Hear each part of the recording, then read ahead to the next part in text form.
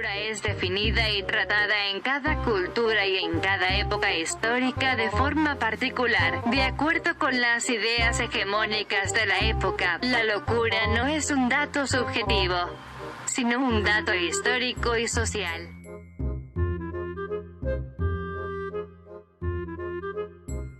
Estupidez, locura, posesión, bufón, demencia, enajenación, delirios, necedad, piedra de la locura, enfermedad mental. La locura en la antigüedad. Los antiguos creían que la locura era sagrada, era obra de los dioses o daemona. Las divinidades enviaban la locura, como castigo o como venganza, en esta época. Las personas no eran culpabilizadas por su trastorno, como eran más bien consideradas como víctimas inocentes de fuerzas sobre las que no tenían control alguno.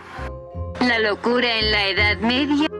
Con el advenimiento del cristianismo, la locura fue conceptualizada como sinónimo de pecado, defecto moral.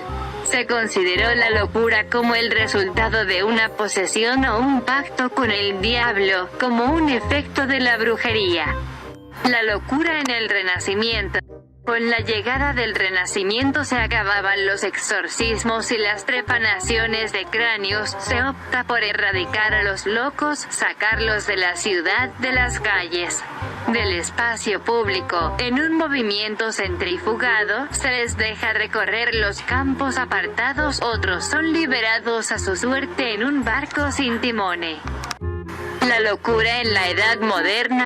Comienza la época de encierro, en los asilos y los hospitales generales. Los médicos cuentan con pocos conocimientos acerca de la locura y los espacios institucionales especializados no existen. Los espacios de la locura son compartidos por delincuentes, desertores, prostitutas, borrachos, etc. En la época de Ilustración en el siglo XVIII comienza a darse un trato más humano a los enfermos mentales. En París, Philippe Pinel, director del asilo de la Salpêtrière, libera de sus cadenas a los enfermos arrojados y confinados. Concepción de la locura. En el siglo XX se desarrollan dos concepciones diferentes. Concepción biologicista.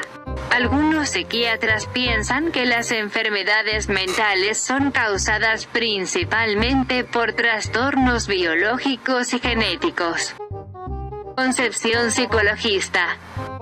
Otros médicos conciben las enfermedades mentales como trastornos propiamente psíquicos, desequilibrios que han de ser tratados con medios psicoterapéuticos, aunque puedan tener una base biológica. Algunos filósofos de la locura.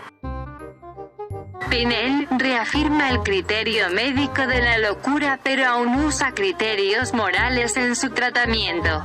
Se instaura el tratamiento moral constituido por la ocupación del tiempo libre en el trabajo y la corrección moral que aún puede ser por el castigo, la ilusión de la liberación. Foucault-Pinel. En el siglo de la razón lo que se teme, lo diferente, sigue encerrado. Los locos son clasificados, analizados, ordenados como objetos. Insiste en el castigo de la terapia moral. Creía que lo que necesitaban los enfermos mentales era cuidado humano y tratamiento, liberándolos de sus cadenas. Esquirol pone en práctica las ideas de Pinel y entiende la locura como perturbación de la voluntad y desenfreno moral. Define las alucinaciones y la monomanía subrayando el papel de la etiología, utilizando música para curar a sus pacientes.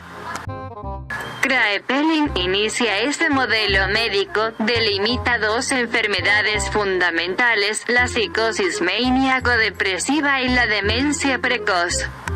Bleuler ordena los cuadros estructurales del Kraepelin y la demencia precoz la sustituye por esquizofrenias, incorpora la dimensión dinámica y el inconsciente a la clínica de la psicosis.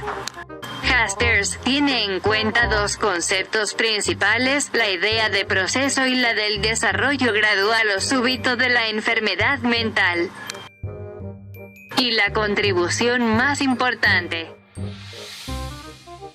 Freud se distancia de las orientaciones organicistas dando énfasis a las dinámicas del inconsciente y centrando sus estudios en la neurosis. Su contribución comprende el valor de la catarsis, su explicación dinámica de la histeria, el estudio del hipnotismo y las características de las técnicas psicoanalíticas.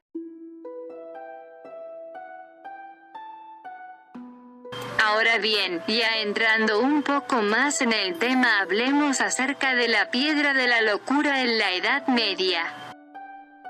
Durante siglos la locura ha fascinado al hombre. Esta condición mental ha sido objeto de pensadores y artistas que la han querido interpretar en sus obras.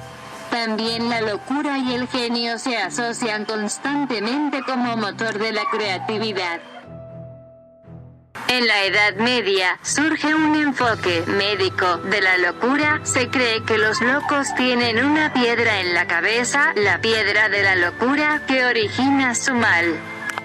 La llamada piedra de la locura o de los locos fue una extraña creencia que se tenía en la Edad Media. La práctica consistía en algo que sería parecido a una lobotomía, invento del neurólogo portugués Cegas Moniz, que consistía en la destrucción de la conexión entre la cabeza prefrontal y el resto del cerebro. Se practicaba una trepanación, es decir, se abría el cráneo de la persona que se consideraba que estaba loca para extraer una supuesta piedra que le afectaba la razón.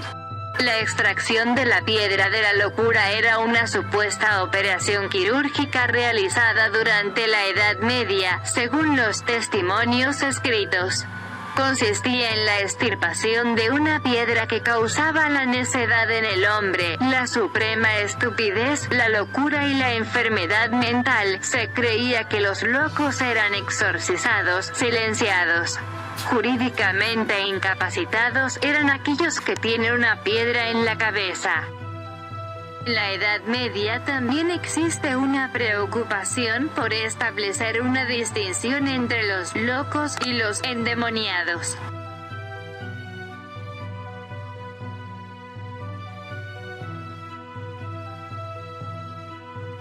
Autores como Alberto el Grande, Tomás de Aquino, Arnau de Vilanova, establecieron relaciones entre la enfermedad mental y la enfermedad somática. Las teorías humorales seguían estando presentes, así como la teoría de las facultades, según la cual la locura podía deberse a la pérdida de alguna facultad de tipo sensorial, intelectual o cognitiva.